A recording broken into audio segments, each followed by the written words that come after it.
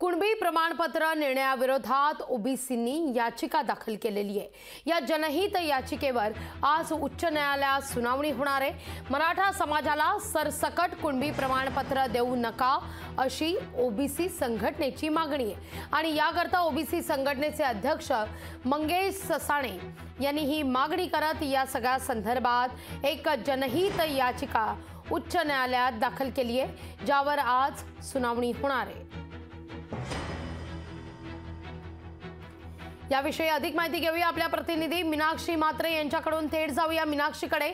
मीनाक्षी, किती वाजता या सुनावणीला सुरुवात होईल, काय अपडेट आहे?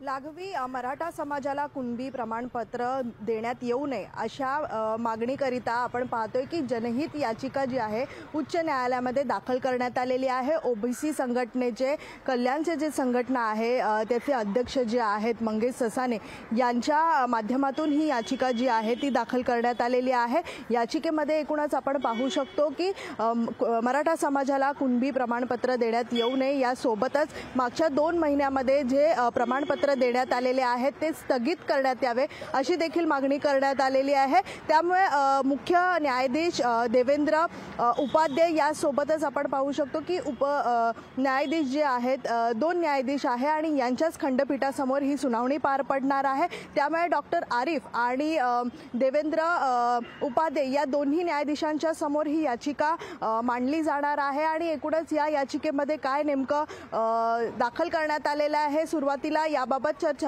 चर्चा होईल आणि त्यानंतर आपण पाहतोय की जवळपास 11:30च्या सुमारास या सुनावणीला सुरुवात होणार आहे। एकूणच आपण पाहतोय की या याचिकेमध्ये जी मागणी करण्यात आलेली आहे यामध्ये आपण पाहू शकतो की 26 जानेवारीला जी अधिसूचना सरकारच्या माध्यमातून देण्यात आलेली आहे या अधिसूचनेचे हरकती ज्या आहेत त्या देखील मागवण्यात आलेल्या आहेत। त्यामुळे 16 फेब्रुवारीपर्यंत याची प्रक्रिया जी आहे ती पूर्ण होणार आहे आणि तोपर्यंत आपण पाहू शकतो की आजच्या सुनावणी दरम्यान काय नेमकं होतंय, मात्र कायदा कधीपर्यंत अंमलात येतोय आणि याचा कशा पद्धतीत मराठा समाजाला फायदा होतो की नाही हे देखील पाहणं तितकंच महत्त्वाचं राहणार आहे। त्यामुळे आजच्या सुनावणीमध्ये नेमकं काय होतंय, जी मागणी करण्यात आलेली आहे यावरती नक्कीच सुनावणी आज पार पडेल। त्यामुळे सुनावणी दरम्यान नक्की काय होतं हे देखील पाहणं महत्त्वाचं राहणार आहे। निश्चित। मीनाक्षी, धन्यवाद तुम्ही दिलेल्या एकूणच सविस्तर माहिती करता।